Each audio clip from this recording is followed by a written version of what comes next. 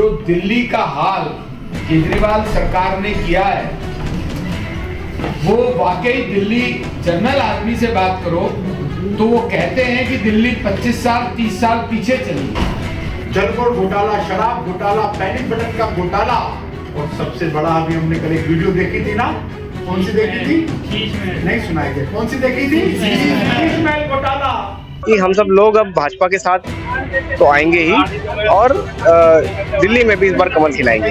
और अब देखिए आधी लगभग जो पॉपुलेशन है पार्लियामेंट में, वो लगभग आधी पॉपुलेशन ओबीसी की है।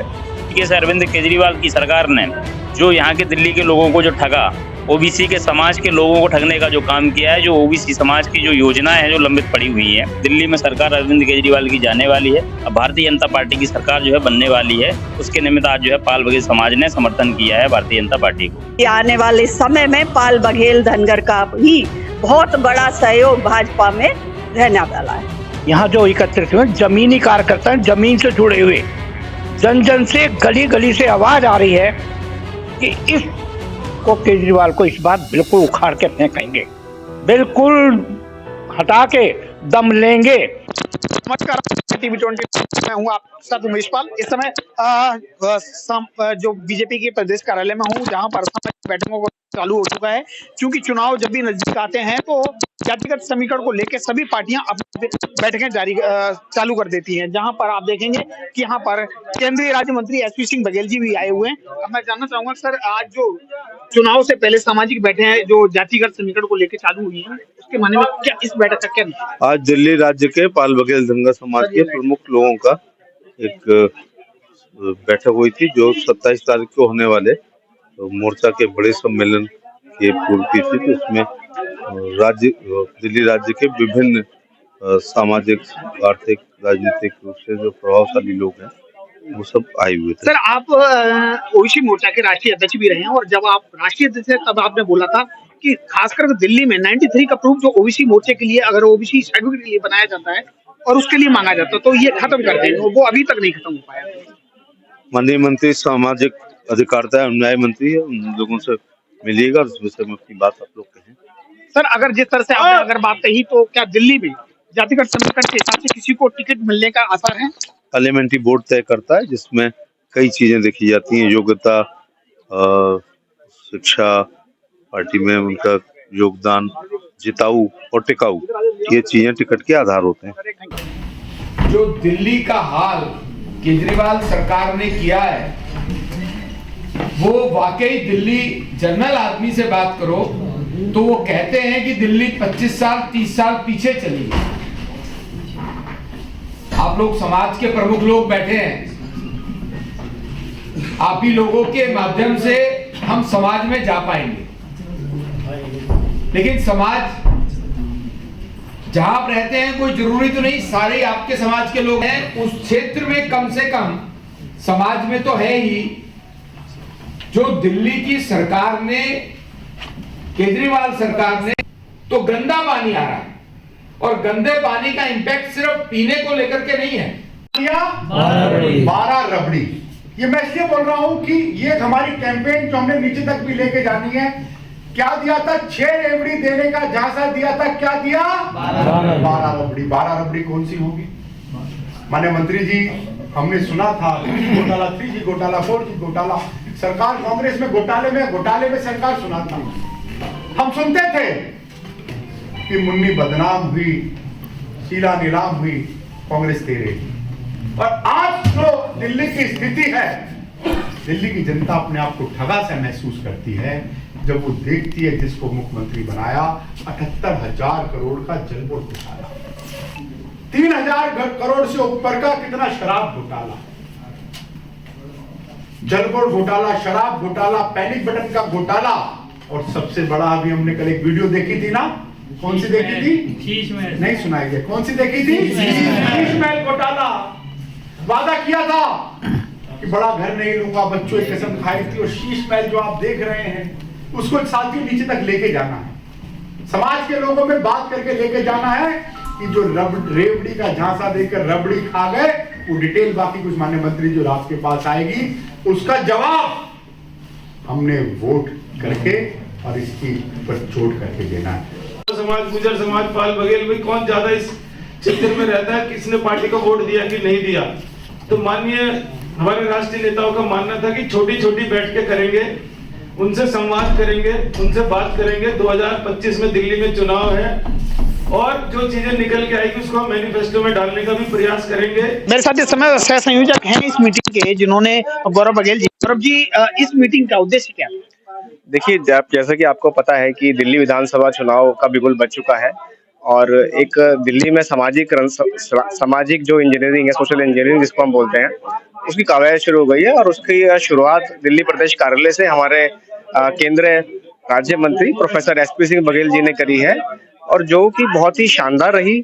जिस प्रकार से उन्होंने विषय लिए और बहुत ही सरलता से उन्होंने किस तरीके से कार्यकर्ताओं को आगे बढ़ना है उसका एक प्रशिक्षण दिया है और बहुत ही विस्तार से बताया। लोग इतना सुन रहे थे और कितना इन्वॉल्व थे उनके साथ, मतलब सबका यही फीडबैक है कि हम सब लोग अब भाजपा के साथ तो आएंगे ही और दिल्ली में भी इस बार कमल खिलाएंगे। इस बैठक के लिए और बल्कि सामाजिक जातिगत समीकरण को लेकर अब बीजेपी जिस तरह से काम कर रही है उसमें आपकी भी बहुत बड़ी भूमिका है डॉक्टर साहब।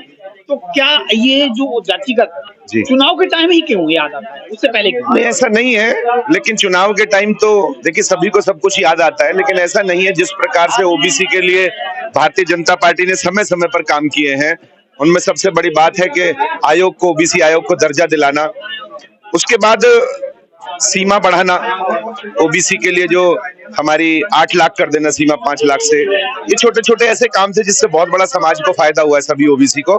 27 मंत्रियों का देना और अब देखिए आधी लगभग जो पॉपुलेशन है पार्लियामेंट में, वो लगभग आधी पॉपुलेशन ओबीसी की है। तो ऐसा नहीं है कि वो नहीं दिया जा रहा, लेकिन क्या है कि कुछ ऐसे क्षेत्र हैं जहां पर ओबीसी हमारा पिछड़ा हुआ है, ज्यादा पिछड़ा हुआ है, वहां पर भी प्राथमिकता देनी चाहिए, क्योंकि जिस प्रकार से वो लोग वहां पर रहते हैं और अगर उनका ध्यान नहीं दिया गया तो वो और पिछड़ेंगे और अगर उनकी राजनीतिक भागीदारी बढ़ाएंगे तो उनका बहुत अच्छा भविष्य होने वाला है। तीसरी बात जो हमारे प्रोफेसर साहब एसपी सिंह बघेल केंद्रीय राज्य मंत्री जी ने कहा, शिक्षा पर ध्यान देना होगा। ओबीसी तो एक शब्द है जिसके लिए कि आपको पिछड़ापन आपके साथ है, अदरवाइज आपको एजुकेशन में जागरूक होकर आगे बढ़ना ही पड़ेगा, तभी आप देश के लिए बहुत अच्छा कर पाएंगे। हमारे कुलदीप चहल जी ने बहुत बड़ा जिसे कहते हैं वो किया कि हमारा जो समाज है जो छोटे छोटे कार्यों में लगा है उनका पूरा उपयोग हम भारतीय जनता पार्टी के साथ करेंगे। हमारे प्रदेश अध्यक्ष ओबीसी मोर्चा श्री सुनील यादव जी ने लोगों को एकजुट होकर करने के लिए कहा और मुझे लगता है कि पार्टी ओबीसी को न्याय दे रही है और आगे आने वाले समय में ये बढ़ेगा।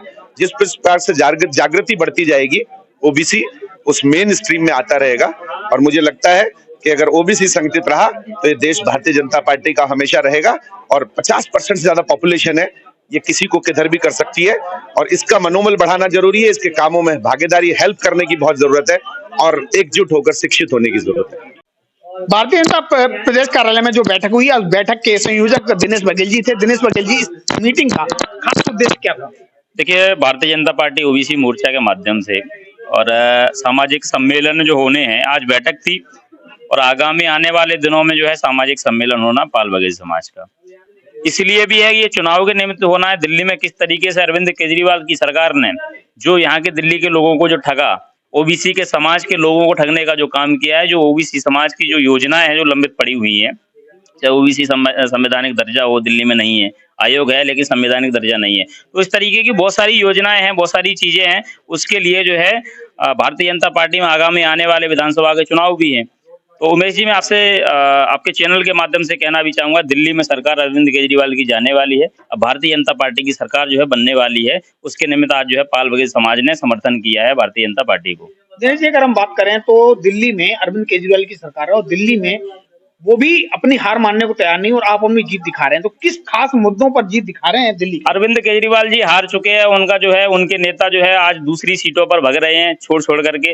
आज मनीष सिसोदिया की बात ले लो, मनीष सिसोदिया पटपड़गंज से भाग करके दूसरी सीट पे चले गए हैं और उन्होंने प्रक्रिया स्टार्ट कर दी है। जो उनके सिटिंग एमएलए जो हैं, सारे के सारे एमएलए मंत्री सब भ्रष्टाचार हैं। अगर भ्रष्टाचारी ना होते तो सीटें क्यों छोड़ के भाग जाते। उनके जो है एमएलए हैं उनकी निश्चित तौर पर जो है टिकटें कट रही हैं, देख रहे होंगे आप। और निश्चित तौर पर अरविंद केजरीवाल की जो कुरीतियां हैं, जो अरविंद केजरीवाल ने जो भ्रष्टाचार किया है दिल्ली में, वो जनता के बीच में उजागर हो चुका है और अब अरविंद केजरीवाल की सरकार बिल्कुल जाने वाली है दिल्ली से। जातिगत समीकरण और भाजपा की जो बैठकों का दौर है उसमें काफी लोगों का समाज में रहना, खास करके एडवोकेट नीरज बघेल।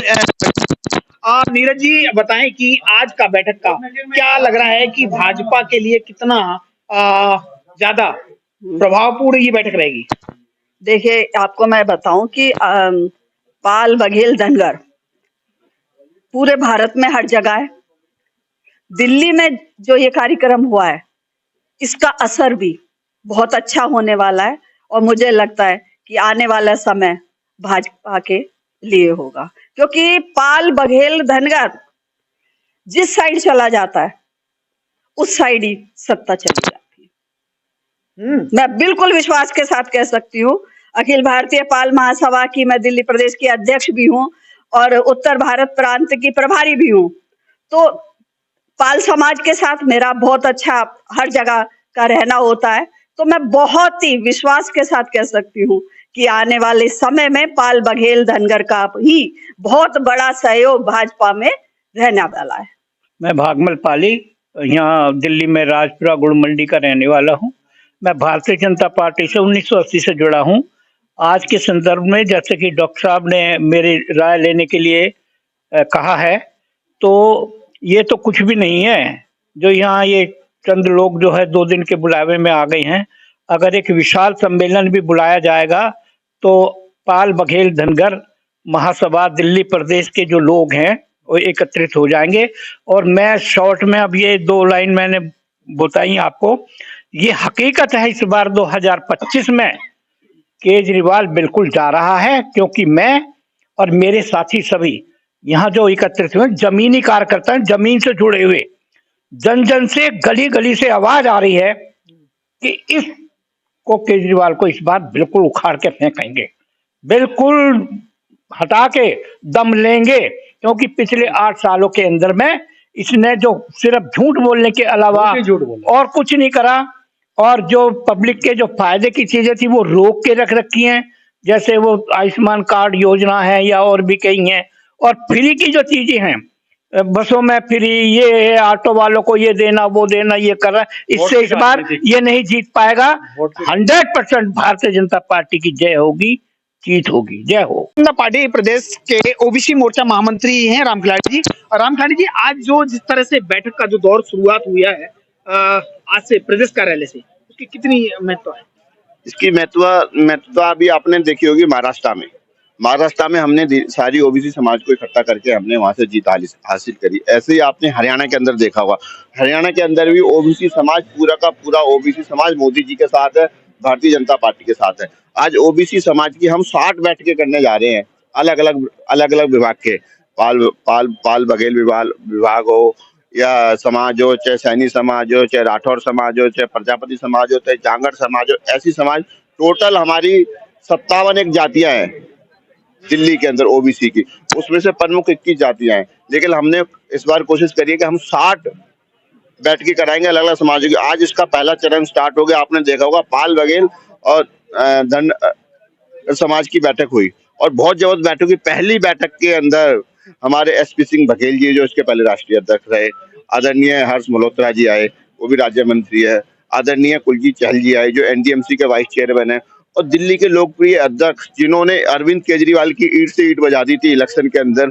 ऐसे हमारे जुझारू अध्यक्ष जिन्होंने ओबीसी समाज को दिल्ली के अंदर एक करने का निर्णय लिया है। और उन्होंने कहा है कि जब तक 93 की वैधता खत्म नहीं करोगे तब तक मैं ऐसे लड़ता रहूंगा। और उन्होंने, सुनील यादव जी ने एक ओबीसी संघर्ष समिति बनाई, उसके तत्वाधान में हमने कई प्रदर्शन किए और आयोग में भी हम इसके खिलाफ धीरे धीरे कंप्लेंट देते रहते हैं। तो अब इसका चलन चालू हो जाएगा। जैसे आज हमारी पाल बघेल समाज की बैठक हुई, कल सुनार और वर्मा समाज की है, फिर सैनी समाज की है, फिर गुर्जर समाज की है, जाट समाज की है, यादव समाज की है, प्रजापति समाज की है। ये बैठकें आज से चालू हो गई और हम इसको, आपने इतनी जबरदस्त बैठक देखी होगी, इस बैठक में पहली बार ऐसा लग रहा है कि पूरा ओबीसी समाज मोदी जी के साथ है, पूरा ओबीसी समाज भारतीय जनता पार्टी के साथ कंधे से कंधा मिला के खड़ा है। ये राजनीतिक शुरुआत दिल्ली भाजपा ने प्रदेश कार्यालय से की है, तो उसमें सबसे अगड़ी जाति की पहली मीटिंग, पहली जो रही है वो बघेल धनगर की रही है, जहां पर देखा जा रहा है कि लोगों का मानना है कि सरकार जब भी करवट लेती है तो खास कर इस जाति का बहुत बड़ा साथ रहता है, योगदान रहता है। और यही देखकर मुझे लग रहा है कि आज जो है जिस तरह से लोग बोल रहे हैं और यहाँ पर बहुत सारे लोग जो इकट्ठे रहे, उनके मानना है कि दिल्ली में सरकार बदलाव जरूर करेगी। कैमरा पर्सन अशोक पाल के साथ टीवी 29 दिल्ली।